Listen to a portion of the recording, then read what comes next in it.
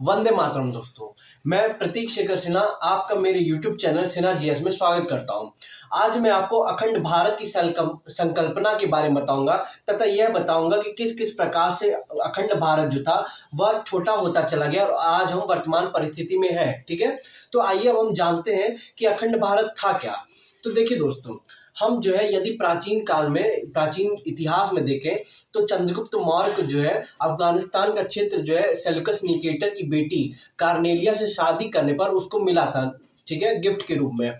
हम यह भी जानते हैं कि महाभारत काल में यदि हम जाएं तो धृतराष्ट्र की पत्नी गांधारी भी जो है गांधार शहर थी, जो कि अफगानिस्तान में है। इसका अर्थ यह बनता है कि भारत जो था वो अफगानिस्तान के अटक से लेकर जो है आपके उड़ीसा के कटक तक था।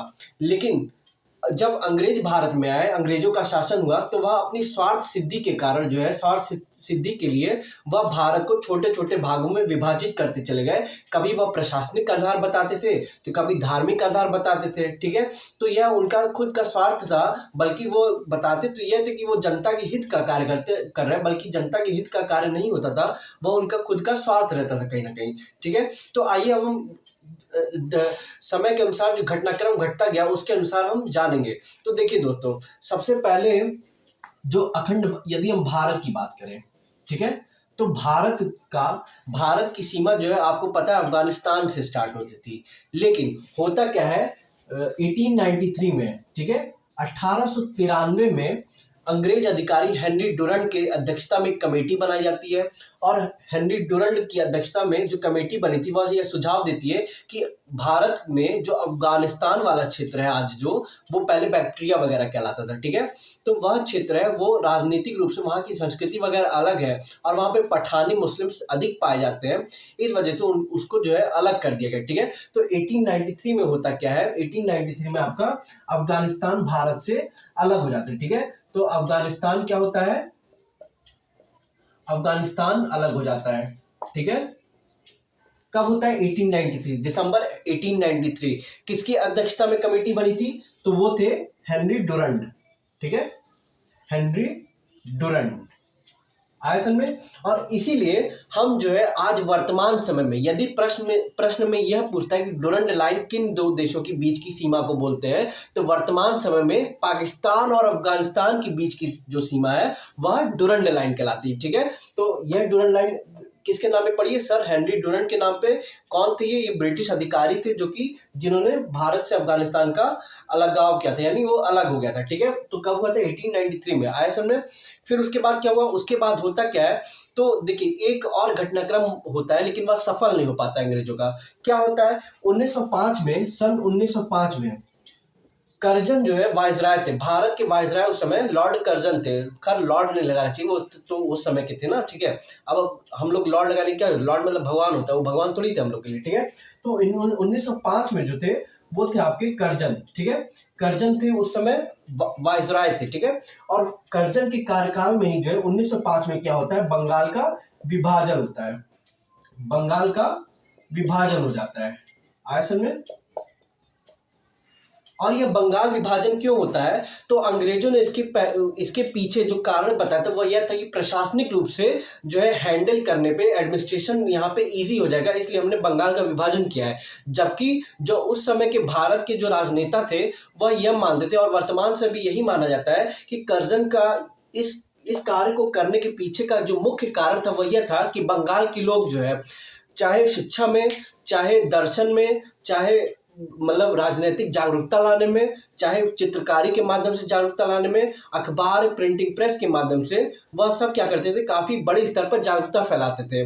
आपको पता है कि कोलकाता जो कि उस समय ब्रिटिश भारत की राजधानी हुआ करता था, आया समझ में, तो वहां पे पढ़े लिखे लोगों का समूह ज्यादा था। तो इस वजह से अंग्रेजों ने सोचा कि इनको क्यों ना बांट दे, किस आधार पर, धर्म के आधार पर। ठीक है, तो बंगाल का वह हिस्सा जहां पर मुसलमान अधिक थे उसको जो है वो अलग पार्ट कर दिए, और जहां पे हिंदू बाहुल्य जो इलाके थे वो अलग पार्ट कर दिए। और इसका काफी विरोध हुआ 1905 में कर्जन के इस फैसले का। 1911 में जो है इसको सुधार करते हुए जब दिल्ली दरबार का आयोजन किया जाता है, वो मैं बाद में बताऊंगा कि दिल्ली दरबार कितने हुए, क्या क्या हुआ था कार्य उसमें, ठीक है। तो दिल्ली दरबार का जब आयोजन होता है तो उसमें इन्होंने क्या किया, उस चीज को सुधार किया। कब किया? 1911 में आया सन में। तो ये चीज है। तो बंगाल का विभाजन करने का प्रयास जो हुआ था वह एक तरह से असफल हुआ, लेकिन यह आगे ही चल के यही चीज क्या होगी, वास्तविकता बनेगी। कब? जब भारत आजाद होगा 1947 में। तो यही जो कर्जन ने 1905 में जो बंगाल का विभाजन किया था उसको पश्चिमी और पूर्वी भागों में बांट दिया था। कहाँ? धर्म के आधार पे। तो 1947 जब आजाद होगा तो यही जो आपका पूर्वी बंगाल है 1905 के हिसाब से, वही आगे चल के 1947 में वह पूर्वी पाकिस्तान कहलाने लगेगा, ठीक है। तो इसने वहां पर इस चीज का बीज बो दिया था। अब आपको ये समझ में आ गया कि डूरंड 1893 में सबसे पहले कौन टूटा भारत से? अफगानिस्तान अलग हुआ। कब? 1893 को, दिसंबर 1893 था। हेनरी डूरंड की अनुशंसा पर हुआ था ये कार्य। और डूरंड लाइन किस दो देशों की सीमा रेखा को बोलते हैं? पाकिस्तान और अफगान, क्योंकि उस समय पाकिस्तान तो भारत में ही था ना, जब 1893 था। उस समय तो विभाजन हुआ नहीं था, पाकिस्तान बना नहीं था, ठीक है। तो डूरंड लाइन जो है पाकिस्तान और अफगानिस्तान के बीच की सीमा रेखा को कहा जाता है, ठीक है। अब हम आगे चल के 1935 में बर्मा का किस प्रकार से विभाजन हुआ, अब इसको जानेंगे। अब देखिए दोस्तों, अंग्रेज जो है भारत में शासन वगैरह सही तरीके से चले, इसके लिए कई सारे अधिनियम वगैरह लाते थे। 1857 से पहले वह चार्टर लाते थे जो कि इंग्लैंड से बन के आता था, ठीक है। 1857 की क्रांति के बाद वही चार्टर जो था वो भारत शासन अधिनियम के नाम से जाने लगा था, ठीक है। तो भारत शासन अधिनियम 1935 जो आता है, भारत शासन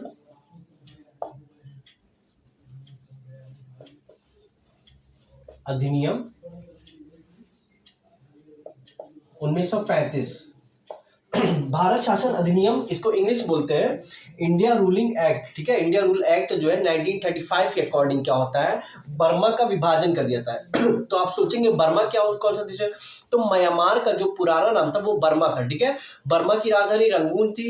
इस समय म्यांमार की राजधानी क्या है? नैपीतेई है, ठीक है। तो जो बर्मा था, बर्मा को अलग कर दिया था, ठीक है। बर्मा को अलग किया जाता है, ठीक है। बर्मा को अलग किया जाता है किस शासन अधिनियम के दौरान? भारत शासन अधिनियम 1935 के अनुसार, ठीक है। बर्मा को अलग कर दिया जाता है और यही बर्मा का वर्तमान नाम क्या है? म्यांमार है, ठीक है। आया समझ में? तो म्यांमार जो है वो उसका पूरा नाम बर्मा था, ठीक है। तो आ गया आपको समझ में। 1893 में अफगानिस्तान का विभाजन होता है, 1935 में बर्मा हमसे अलग होता है, ठीक है। अब बर्मा किस आधार पर अलग होता है? क्योंकि ये भी देखिए भारत का ही हिस्सा था उससे पहले, ठीक है। लेकिन यहाँ की भी संस्कृति वगैरह थोड़ी सी अलग होने की वजह से और एडमिनिस्ट्रेशन थोड़ा सा कठिन हो जाने की वजह से ये क्या होता है, अलग हो जाता है। आया समझ में? तो अब हम आगे पढ़ेंगे और अब चलेंगे भारत शासन अधिनियम 1947 में, यानी भारतीय स्वतंत्रता अधिनियम जो 1947 आया था, उसमें क्या क्या बातें थी और किस प्रकार से पाकिस्तान और पूर्वी पाकिस्तान यानी वर्तमान बांग्लादेश का उदय होता है। भारतीय स्वतंत्रता अधिनियम 1947 जो आता है उसमें इन बातों का उल्लेख रहता है कि, क्योंकि देखिए शुरुआत में संविधान सभा जो बनी थी या भारत में जो आज़ादी के लिए लड़ाई लड़ी जा रही थी, उसमें हिंदू, मुसलमान, सिख और क्रिश्चियन जो यहाँ के थे वो सभी मिलजुल कर इसके लिए कार्य कर रहे थे। परंतु होता क्या है कि मोहम्मद अली जिन्ना जो कि टू नेशन थ्योरी का समर्थक था, वह पाकिस्तान नाम के अलग देश की, पृथक देश की मांग करता है, ठीक है। और यह मांग शुरू में तो नहीं मानी जाती, ना अंग्रेजी सरकार इसके लिए तैयार होती है, ना भारत के कांग्रेस के नेता इसके लिए तैयार होते हैं। लेकिन प्रत्यक्ष कार्यवाही दिवस जो कि 1946 में मनाया जाता है, इसमें काफी बड़े पैमाने पर दंगा वगैरह होता है, ठीक है। और इस दंगे के कारण जो है भारत में कई प्रकार की समस्याएं उत्पन्न हो जाती है। और इवन सरदार पटेल ने आगे चलकर खुद यह बात कही थी कि अब हम तो खुद ही चाहते हैं कि मतलब ये पाकिस्तान नाम का एक अलग देश इनको मिल जाए, ठीक है। क्योंकि प्रत्यक्ष कार्रवाई दिवस जो मोहम्मद अली जिन्ना ने करवाई थी, प्रत्यक्ष कार्रवाई दिवस, उससे नोआखली और बांग्लादेश वाला जो आज इलाका है जो कि पूर्वी पाकिस्तान वाला इलाका है, वहां पे भयंकर दंगे हुए थे, ठीक है। तो देश का जो सबसे बड़ा दंगा है नोआखली का दंगा, ये माना जाता है, ठीक है। तो देखिए भारत स्वतंत्रता अधिनियम 1947 जो आया था, इसके अनुसार क्या होता है, अब देखिए एक नया राष्ट्र बनता है जो कि पाकिस्तान के नाम से आता है, ठीक है, पाकिस्तान के नाम से, ठीक है। और एक दूसरा, हाँ पाकिस्तान, उस समय पाकिस्तान वेस्ट और पाकिस्तान ईस्ट, पाकिस्तान ईस्ट, ठीक है। यानी एक वेस्ट पाकिस्तान हो गया और एक ईस्ट पाकिस्तान हो गया, ठीक है। कब? 1947 में। ये आजादी कब मनाता है आपका? 14 अगस्त को, ठीक है, 14 अगस्त को ये अपना इंडिपेंडेंस डे मनाता है, ठीक है। रहमत अली चौधरी नाम का एक व्यक्ति था, उसने पाकिस्तान नाम का एक प्रस्ताव नाम, मतलब ये नाम जो है रहमत अली चौधरी ने ही दिया था, ठीक है। वो भी बहुत ब्रिलियंट व्यक्ति था, ठीक। तो होता क्या है, यह पाकिस्तान जो है अलग हो जाता है। अब देखिए, पाकिस्तान जो अलग होता है उसकी सीमा रेखा का निर्धारण, जैसे मैंने बताया था पहले, भारत और अफगानिस्तान के बीच की सीमा रेखा का निर्धारण किसने किया था? हेनरी डुरंड ने किया था, ठीक है, इसीलिए उसको डुरंड लाइन बोलते हैं। तो इसी प्रकार से भारत और पाकिस्तान के बीच की सीमा रेखा का भी किसी ने निर्धारण किया होगा, तो वो थे आपके सिरिल रैडक्लिफ थे, ठीक है, सिरिल रैडक्लिफ, ठीक है। हिंदी में मैं लिख देता हूं, रैडक्लिफ, ठीक है। ये एक अंग्रेजी अधिकारी थे, सिरिल रैडक्लिफ। इन्होंने जो है भारत और पाकिस्तान के बीच जिधर मुसलमान ज़्यादा थे, यानी मुस्लिम संख्या ज़्यादा थी, वहाँ पर जो है, और भारत की जहाँ जनसंख्या, मतलब हिंदूज की जहाँ जनसंख्या ज़्यादा है, ठीक है, उसके बीच में क्या किया, ये पुलिस थानों को मिलाते चले गए, ठीक। और इस तरह से जो है उन्होंने सीमा का विभाजन कर दिया। सिरिल रैडक्लिफ को यह बहुत ज़्यादा पता नहीं था भारत की संस्कृति के बारे में, भारत के लोगों की भावनाओं के बारे में, लेकिन उनका बस यह काम था कि आपको जाना है और भारत और पाकिस्तान के बीच में सीमा निर्धारण करना है। तो देखिए, भारत और पाकिस्तान के बीच की सीमा रेखा को इसीलिए जो है क्या बोलते हैं, रैडक्लिफ लाइन बोलते हैं, ठीक है। तो भारत पाक के बीच की सीमा रेखा, भारत और पाक के बीच की सीमा रेखा को क्या बोलते हैं हम लोग? रैडक्लिफ लाइन बोलते हैं। आए समझ में? रैडक्लिफ लाइन बोलते हैं, ठीक है। क्यों बोलते हैं, इसका कारण भी आप समझ गए होंगे क्यों, क्योंकि सिरिल रैडक्लिफ वह व्यक्ति थे जिन्होंने भारत और पाकिस्तान के बीच की सीमा रेखा का निर्धारण किया था, ठीक है। अब देखिए, पाकिस्तान वेस्ट, ये वर्तमान समय का जो पाकिस्तान है वही है, ठीक है। तो आप इसका समझ गए होंगे कि इसके बीच की सीमा रेखा को क्या बोलते हैं, ठीक है। अब ये जो पाकिस्तान ईस्ट लिखा है, ये बहुत लोग नहीं समझ पाते कि पाकिस्तान ईस्ट क्या चीज है, ठीक है। तो पाकिस्तान ईस्ट जो है, जब 1947 में देश आजाद हुआ था, उस समय पाकिस्तान जो वर्तमान समय जो बांग्लादेश वाला इलाका है, वह पाकिस्तान ईस्ट यानी पूर्वी पाकिस्तान कहलाता था, ठीक है। लेकिन होता क्या है कि वहां पर विद्रोह भड़क उठता है। कब भड़क उठता है? तो 1971 में, ठीक है, 1971 में बांग्लादेश के अंदर, वर्तमान समय के बांग्लादेश में और उस समय के पूर्वी पाकिस्तान के अंदर जो है क्या होता है, विद्रोह भड़क उठता है। किसके खिलाफ? पाकिस्तान की सरकार के खिलाफ। और इस विद्रोह का नेतृत्व करने वाले व्यक्ति थे, वो थे शेख मुजीबुर रहमान, ठीक है, जो कि इस समय जो शेख हसीना जो है उनके पिताजी थे, ठीक है, शेख मुजीबुर रहमान। आया समझे? तो उस समय भड़क उठता है और बांग्लादेश नाम के, क्योंकि वहाँ के जो मुस्लिम थे वो बंगाली मुस्लिम थे, उनका कल्चर थोड़ा सा अलग था, और यहाँ की जो पाकिस्तान सरकार थी वो उनका दमन कर रही थी। इस वजह से क्या हुआ, उन्होंने अलग देश की मांग की। और होता क्या है कि 1971 में विद्रोह होता है और एक नए राष्ट्र के रूप में पूर्वी पाकिस्तान जो पहले था वो क्या बन जाता है, वो बन जाता है आपका बांग्लादेश। आया समझ में? बांग्लादेश। तो आपको 1905 का कर्जन का वो फैसला याद आया? 1905 में कर्जन ने जो बंगाल का विभाजन किया था धर्म के आधार पर, वैसे तो वो उसने यह कहा था कि प्रशासन के आधार पर, लेकिन वो धर्म के आधार पर था।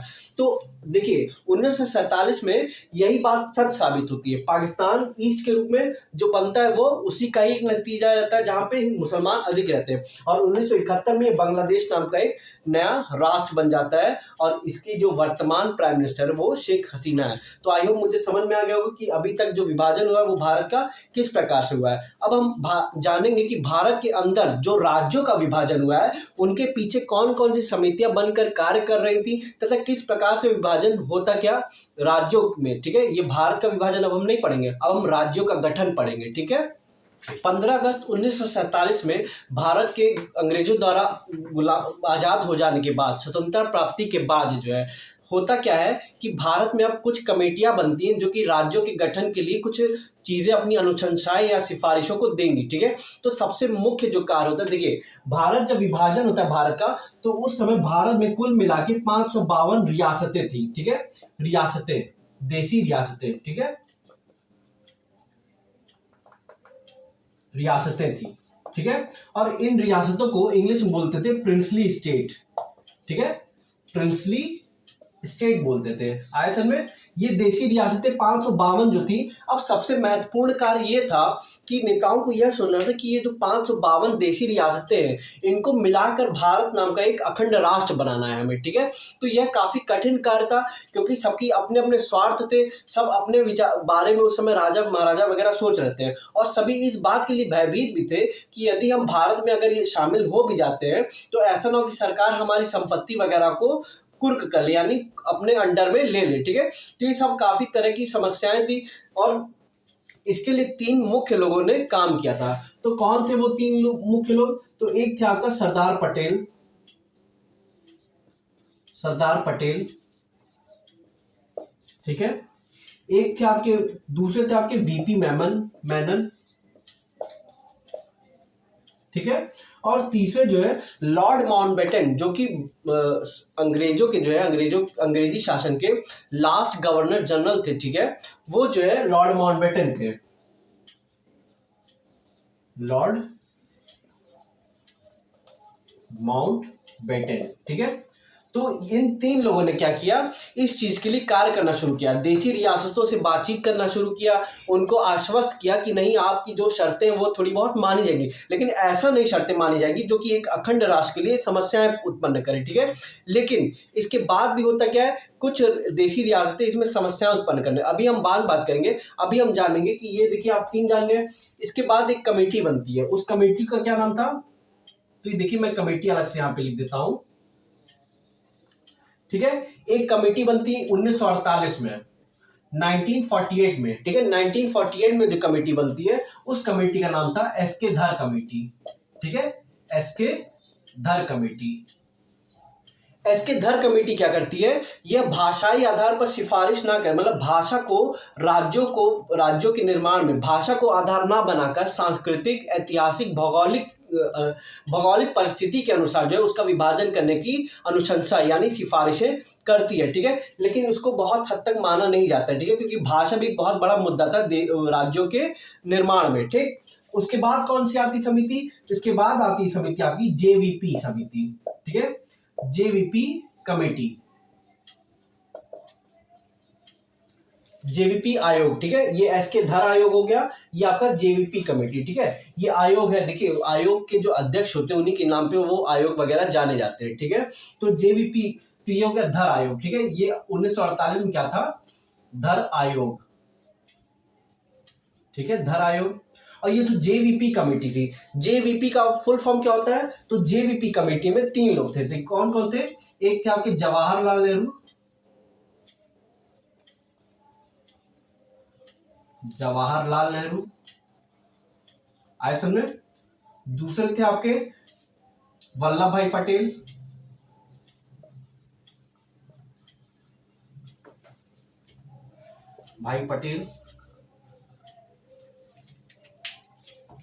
और तीसरे आपके थे वो थे आपके पट्टाभी सीतारमैया, ठीक है, पट्टाभी सीतारमैया आए समझ में। तो जेवीपी कमेटी में 3 लोग थे, ठीक है, जवाहरलाल नेहरू, वल्लभ भाई पटेल, पट्टाभी सीतारमैया। कब बनी थी, 1948 में। देखिए एसके धर कमेटी का गठन भी 1948 में हुआ था, जेवीपी कमेटी का गठन भी 1948 में ही हुआ था, ठीक है। तो ये दोनों ही कमेटियां 1948 में ही बनी थी, लेकिन एसके धर आयोग क्या कहता था कि भाषाई आधार पर हो, नहीं भाषाई आधार को छोड़कर सांस्कृतिक भौगोलिक आधार पर हो, जबकि जेवीपी कमेटी कह रही थी कि नहीं भाषाओं को भी थोड़ा सा महत्व मिलना चाहिए, ठीक है। जैसे मराठी बोलने वाला महाराष्ट्र क्षेत्र हो जाएगा, गुजराती बोलने वाला गुजरात क्षेत्र हो जाएगा, ठीक है, असमी बोलने वाला असम क्षेत्र हो जाएगा, ऐसे में। तो इस तरह से ये बांटना चाह रहे थे, ठीक है। कहा था कि भाषा को महत्व ना देकर जो है भौगोलिक, आर्थिक और मतलब एडमिनिस्ट्रेशन के पर्पज से जो है जो कल्चरल रूप से हो उसके अनुसार विभाजित किया जाए, जबकि जेवीपी कमेटी ने क्या कहा था कि भाषा को भी महत्व देना जरूरी है। लेकिन उस समय संविधान निर्माण वगैरह हो रहा था तो उस समय इस चीज को बहुत ज्यादा ध्यान नहीं रखा गया, लेकिन हाँ संविधान निर्माताओं के दिमाग में जो ये बात थी कि राज्यों का गठन किस प्रकार से हो, ठीक है। उसके बाद होता क्या है, भारत में प्रथम चुनाव होते हैं, ठीक है, और चुनाव में जवाहरलाल नेहरू यह कहते हैं कि हम राज्यों का गठन करेंगे, ठीक है, भाषाई आधार पर और राजनीतिक आधार पर, संस्कृति को भी ध्यान में रखा जाएगा। तो 1952 में आपका रिजल्ट आ जाता है इलेक्शन, 1952 में जो आपकी सरकार बनती है। लेकिन उस समय होता क्या है कि जवाहरलाल नेहरू जो है बहुत ज़्यादा इसमें आगे नहीं बढ़ते हैं, ठीक है। लेकिन और इनके आगे ना बढ़ने के कारण होता क्या है कि जो आपका आंध्र प्रदेश का इलाका है वहाँ पे तेलुगु भाषी लोग, ठीक है। पहले क्या था, आंध्र प्रदेश और तमिलनाडु दोनों एक साथ थे, वो अलग नहीं था, वो मद्रास कहलाता था। वहाँ की राजधानी कुन्नूर थी, ठीक है। तो देखिए होता क्या, मद्रास था, मद्रास प्रेसिडेंसी था पूरा, ठीक है। तो होता क्या है कि वहाँ के जो तेलुगु भाषी लोग होते हैं वह काफ़ी विरोध करने लगते हैं। वो कहते हैं कि हम जो तेलुगु भाषी वाले लोग हैं हमारे लिए एक अलग राज्य का गठन किया जाए, ठीक है।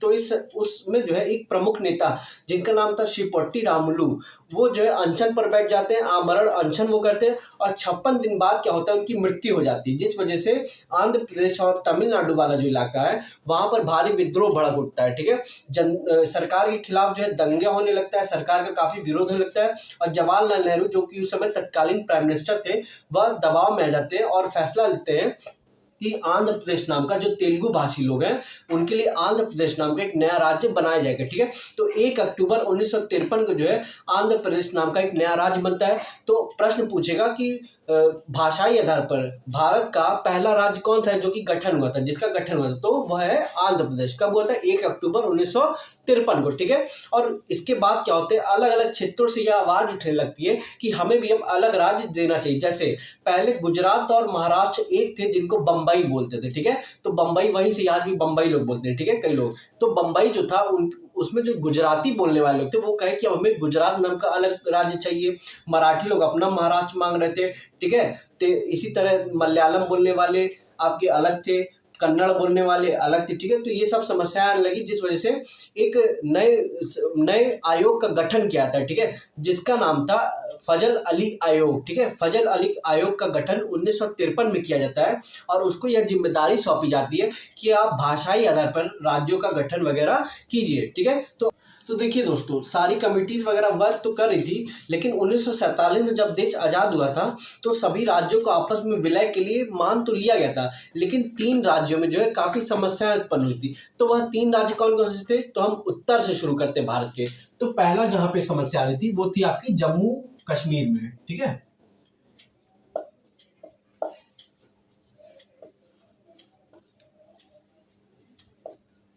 देखिए जम्मू कश्मीर में क्या था, जम्मू कश्मीर की अधिकांश आबादी मुसलमान थी, ठीक है। लेकिन वहाँ के जो शासक थे वो थे राजा हरि सिंह, ठीक है। इसीलिए जो आईपीसी वहाँ पे फॉलो नहीं होता था। 2019 के पहले वहाँ पे आरपीसी लागू होता था, ठीक है, रणविजय पीनल कोड थे।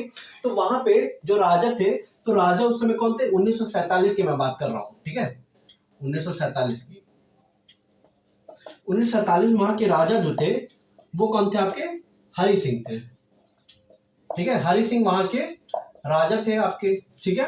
और ये किस वंश के थे? तो ये डोगरा वंश के राजा थे, ठीक है, डोगरा वंश के थे, ठीक है। यहाँ समस्या ये आ रही थी कि यहाँ की अधिकांश आबादी मुस्लिम थी, उनको पाकिस्तान में जाना चाहिए था, ठीक है। लेकिन यहाँ के शासक जो थे वो हिंदू थे और वो भारत में विलय होना चाहते थे, ठीक है। तभी होता क्या है कि 1947 में पाकिस्तान जो अलग हुआ था, वहाँ के कबीलाई लोग, यानी एक तरह से वो शुरू से आतंकवादी हो रहे हैं इस तरह से, ठीक है। तो वहाँ के जो कबीलाई लोग थे वो क्या करते हैं, इस जम्मू कश्मीर वाले इलाकों में घुसपैठ करते हैं, ठीक है, और लोगों को मारने लगते हैं।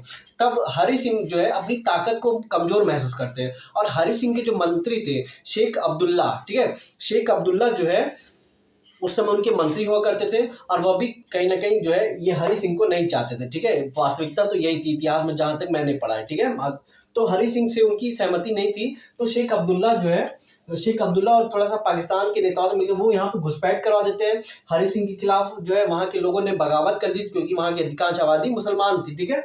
और हरि सिंह कहाँ आते हैं? ये आते हैं उस समय के जो अंतरिम सरकार थी उस समय, उसमें जो है राज्य वाला जो विभाग था वो आपको किसके पास था? सरदार पटेल के पास। सरदार पटेल उस समय गृह मंत्री थे।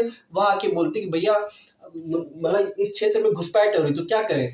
तो उस समय सरदार पटेल या भारत सरकार कहे तो उनके साथ साइन ऑफ एनेक्स्चर पे साइन करवाती है, यानी विलय पत्र पर हस्ताक्षर करवाती है। और उस हस्ताक्षर द्वारा क्या होता है कि पहले उनको सहमति देनी पड़ती है कि हाँ हमारी भारत सरकार सुरक्षा करे, हम इस राज्य का टोटली जो है भारत में शामिल होंगे, ठीक है। तो भारत में शामिल होने के लिए अपनी सहमति दे देते हैं, और तब भारत की सेना वगैरह जाती है। ब्रिगेडियर उस्मानी ने इस सेना का नेतृत्व किया था। अब देखिए वहां पे पाकिस्तान से लड़ाई हो रही है, ठीक है, यहाँ पे जो ब्रिगेडियर में जो नेतृत्व कर रहे हैं वो मुस्लिम है, उस्मानी साहब है, ठीक है, इसीलिए काफी अच्छी उस समय तो मतलब आज भी देखिए भारत में एकता यही चीज दिखाती है, ठीक है, यही सब चीजें हैं जो इतिहास के द्वारा हम सीख सकते हैं, ठीक। तो ब्रिगेडियर उस्मानी जो यहाँ पे नेतृत्व करते हैं और पाकिस्तान के जो कबीलाई लोग थे वह उनको खदेड़ देते हैं, ठीक है, और क्या होता है जम्मू कश्मीर आपका भारत में मिल जाता है, ठीक है। लेकिन कुछ कंडीशंस थी, धारा 370 वगैरह, वो मैं बाद में बताऊंगा, ठीक है, कि जम्मू कश्मीर कंडीशन क्या थी। अभी हम लोग खैर अनुच्छेद दर अनुच्छेद मैंने 1 से 4 तक आप लोग को पहले बताया है, वो डिस्क्रिप्शन बॉक्स में देख लीजिएगा, ठीक है। तो ये चीज थी, राजा हरि सिंह थे। और दूसरे स्टेट में क्या प्रॉब्लम होती है, एक पहला हो गया, दूसरे स्टेट में जूनागढ़, ठीक है। देखिए जूनागढ़ में क्या होता है, जूनागढ़ में इसके उलट होता है। जूनागढ़ जो कि गुजरात में पड़ता है, ठीक है, वहां पे होता क्या है कि वहां की अधिकांश आबादी जो है हिंदू थी, ठीक है, जबकि वहां का जो शासक था वो था मोहम्मद खान जी, ठीक है। मोहम्मद खान जी ये चाहता था कि हम जो है पाकिस्तान में मिले, जबकि वहां की जनता क्या चाहती थी कि हम भारत में मिले, क्योंकि वो अधिकतर आबादी जो हिंदू की थी, ठीक है। तो होता क्या, वहां पे रेफरेंडम होता है, रेफरेंडम यानी जनमत संग्रह होता है, और जनमत संग्रह में ये होता है कि जनता वोट डालती कि इस चीज पर फैसला लिया जाए, क्या लिया जाए, हाँ में लिया जाए या ना में लिया जाए, ठीक है। तो इस तरह के फैसले, तो रेफरेंडम के माध्यम से यानी जनमत संग्रह के माध्यम से जूनागढ़ जो कि गुजरात का हिस्सा है वो किसमें मिल जाता है, आपका भारत में मिल जाता है, ठीक है। और वहां का जो नवाब होता है वो पाकिस्तान भाग जाता है, ठीक है। तो ये हो जाता है आपका जूनागढ़, इस तरह से भारत मिलता है। अब तीसरा और प्रमुख समस्या कहां होती है, तीसरी समस्या आपकी होती है हैदराबाद में, ठीक है। हैदराबाद का जो नवाब था वो अव्वल दर्जे का, मतलब क्या बोले, एकदम भ्रष्ट व्यक्ति था, ठीक है। वो जो है क्या किया, हैदराबाद, अब देखिए आंध्र प्रदेश में पड़ता है, आंध्र प्रदेश भारत में, अब वो कह रहा था कि हमें पाकिस्तान में मिलना है। तो देखिए पाकिस्तान की सीमा इतनी दूर, इधर आंध्र प्रदेश से पूर्वी पाकिस्तान में इतना दूर पड़ता है, ठीक है। तो यह पॉसिबल नहीं था। तो इसने क्या किया, दंगा फैलवा दी भयंकर हैदराबाद में। हैदराबाद में इन्होंने रजाकार रखे थे, रजाकार मतलब जो इनके सेवक थे और चेले चपाटे थे, ठीक है, चेला समझ जाइए देसी भाषा में, ठीक। तो जो इनके चेले थे वह जाके पूरे हैदराबाद में विद्रोह भड़का दी, ठीक है, किसके खिलाफ, भारत सरकार के खिलाफ आए असल में। और भयंकर दंगा हुआ, मतलब कई महिलाओं के साथ गलत व्यवहार किया गया, कई लोगों की हत्या कर दी गई, ठीक है, घर में घुस के प्रताड़ित किया गया। लेकिन उसके बाद क्या हुआ, जब भारत सरकार इसमें जागी, पहले वार्निंग दी, first notice, second notice, third notice में सरदार पटेल ने जो है ऑपरेशन पोलो, तो हैदराबाद का ऑपरेशन पोलो का संबंध कहां से है, हैदराबाद के विलय से, ठीक है। तो ऑपरेशन पोलो चलाया जाता है, और ये ऑपरेशन पोलो किस लिए था, ऑपरेशन पोलो यह था कि हैदराबाद को आजाद करना है, किससे, नवाब से, ठीक है, क्योंकि नवाब वहां पे विद्रोह करा था, तो नवाब से आजादी मिलती है। ऑपरेशन पोलो के तहत वहां पे आर्मी उतार दी जाती है, पुलिस के 8 ड्रेस में गए थे, लेकिन वहां पे वास्तव में वो आर्मी थी, ठीक है। तो वहां पे इस चीज को भी शांत किया था। तो अब क्या होता है, भारत में इन सभी राज्यों का विलय हो जाता है। तो आज जो है, आज जो शांति आप देख रहे हैं पूरे देश में, ये कहीं ना कहीं इसी इतिहास की एक तरह से देन है, एक तरह से गिफ्ट है असल में। अब हम पढ़ेंगे क्या, स्टेट रीऑर्गेनाइजेशन कमीशन के बारे में, यानी आजादी के बाद जो 1953 में राज्य पुनर्गठन आयोग आया था उसके बारे में जानकारी लेंगे। तो देखिए दोस्तों, मैंने आपको 1953 में, 1 अक्टूबर 1953 में जो आपका आंध्र प्रदेश भाषाई आधार पर पहला राज्य बना था उसके बारे में बताया। अब हम फजल अली आयोग के बारे में जानेंगे। तो जब जवाहरलाल नेहरू पर दबाव पड़ने लगा कि आप राज्यों का गठन कीजिए भाषाई आधार पर या जिस आधार पर ये अनुशंसाएं मिलती हैं, ठीक है, तो फजल अली के नेतृत्व में, ठीक है, एक आयोग का गठन होता है 1953 में। इसका कार्य क्या होता है कि आप जाइए पूरे देश में एक तरह से देखिए, सिनेरियो देखिए, लोगों का मन देखिए कि किस प्रकार से वह एक, मतलब राज्यों का गठन किस किस प्रकार से हो सकता है, ठीक है।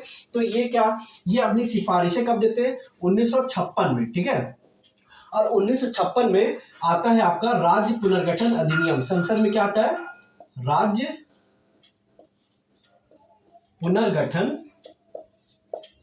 अधिनियम, ठीक है, अधिनियम। इसको इंग्लिश में बोलते हैं स्टेट रीऑर्गेनाइजेशन कमीशन, ठीक है, इसको एसआरसी भी बोलते हैं शॉर्ट में, ठीक है। ये स्टेट रीऑर्गेनाइजेशन कमीशन कब आता है, ये आता है आपका 1956 में, यानी इसके 3 साल तक इन लोगों ने स्टडी की इस चीज में किस किस तरह से किया जाए, ठीक है। तो इस एसआरसी कब आता है, 1956 में। और इस अधिनियम के द्वारा क्या होता है कि राज्यों का गठन भाषाई आधार पर किया जाता है, यानी जो गुजरात गुजराती बोलने वाला क्षेत्र गुजरात हो जाता है, मराठी बोलने वाला क्षेत्र महाराष्ट्र हो जाता है, तेलुगु वाला क्षेत्र जो है आपका वो हो जाता है आपका ये आंध्र प्रदेश में तेलुगु भाषा बोली आंध्र प्रदेश बन जाता है वो, ठीक है। मलयालम जहाँ बोली जाती है वो केरल क्षेत्र बन जाता है, तमिल जहाँ बोली जाती है वहाँ पे तमिलनाडु बन जाता है, कन्नड़ जहाँ बोली जाती है वो कर्नाटका बन जाता है, बंगाल बांग्ला जहाँ बोली जाती है वो वेस्ट बंगाल बन जाता है, ठीक है। और आपका उड़िया जहाँ बोली जाती है वो उड़ीसा बन जाता है असल में। और हिंदी भाषी क्षेत्र जो है वो आपका यूपी बिहार वगैरह है, भोजपुरी वगैरह के आधार पर नहीं किया गया, ठीक है। वो भाषा अलग चीज़ है, बोली अलग चीज़ होती है, ठीक है। तो ये एसआरसी 1956 आता है, किसके उसमें फजल अली आयोग यही के अनुशंसा पे राज्य पुनर्गठन अधिनियम 1956 आता है। और इसी आधार पे क्या होता है आपका 14 राज्य और 6 केंद्र शासित प्रदेशों का निर्माण किया था, ठीक है, गठन किया था। तो 14 राज्य 14 स्टेट्स और 6 यूटी, यानी यूटी मैं शॉर्ट में लिख देता हूँ, यूनियन टेरिटरी या केंद्र शासित प्रदेशों का गठन किया जाता है, ठीक है। तो कुल मिला के आपका 20 होता है असल में। लेकिन उसमें भी कुछ चीजें थी, जैसे कई अभी राज्य ऐसे थे जो कि स्वतंत्र नहीं थे, जैसे आपका गोवा वाला क्षेत्र, ठीक है। गोवा जो 1961 में आजाद हुआ है। आपका जो पंजाब वाला इलाका था, पंजाब को पहले पेप्सू बोलते थे, ठीक है। पेप्सू का फुल फॉर्म क्या होता था? Patiala and east Punjab state union, ठीक है। इसमें आपका हिमाचल प्रदेश में उस समय पेप्सू में ही था, ठीक है। आपका चंडीगढ़ जो है वो भी पेप्सू में ही था, हरियाणा वाला इलाका वो भी पेप्सू में ही था, ठीक है। तो जब हम स्टेट के बारे में पढ़ेंगे आर्टिकल 152 से 237 तक, तो उसमें हम ये भी थोड़ा बताते चलेंगे किस किस तरह से स्टेट का विभाजन होता चला गया, ठीक है। तो अभी मुझे लगता है आप लोग समझ गए होंगे कि किस किस तरह से जो है भारत जो है एक तरह से विखंडित होता चला गया। कभी अफगानिस्तान बना 1893 में, 1935 में क्या बना आपका बर्मा, ठीक है। उसके बाद 1947 में आपका पूर्वी पाकिस्तान जो कि आज बांग्लादेश है, और पश्चिमी पाकिस्तान जो आज का पाकिस्तान है, ठीक है। अब हम और स्टेट्स का किस तरह से गठन हुआ ये भी मुझे लगता है आपको समझ में आ गया होगा। यदि मेरा वीडियो अच्छा लगा, थोड़ा सा लंबा हो गया, लेकिन क्योंकि इसका एनालिसिस करना यहाँ पे जरूरी हो जाता है। यदि आपको मेरा वीडियो अच्छा लगा हो तो कृपया जो है लाइक कीजिएगा, शेयर कीजिएगा, सब्सक्राइब कीजिएगा। कुछ कमी भी हो तो उसको भी कमेंट में आप लिख सकते हैं या मुझे भी बता सकते हैं, ठीक है, डायरेक्ट, ठीक। Thank you.